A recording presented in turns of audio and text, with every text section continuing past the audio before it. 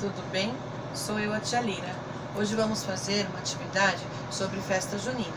E para essa atividade eu trouxe minhas duas sobrinhas. Primeiro, a Isabelle. Oi, galerinha. Segundo, a Pietra. Oi, galerinha. Ela vai me ajudar a montar uma fogueira, tá bom? Vamos lá? A tia Lira vai mostrar o que precisa para essa atividade. Primeiro vamos precisar de palito.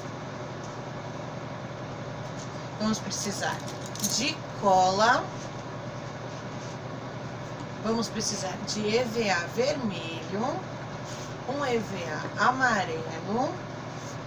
Vamos pegar os palitos e vamos montar como se fosse um quadradinho, tá? E vamos pôr um em cima do outro. A tia Lira vai colar esse daqui para mostrar como que tem que ficar a nossa fogueira, tá bom?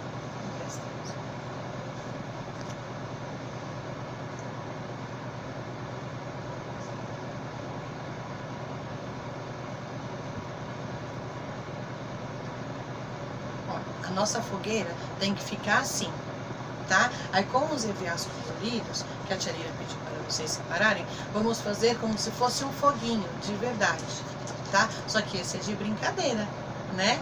Aí a gente coloca dentro da fogueira e fica assim, bem bonitinha a nossa fogueira da festa junina. Espero que vocês tenham gostado. Vamos dar tchau, meninas? Tchau. Tchau!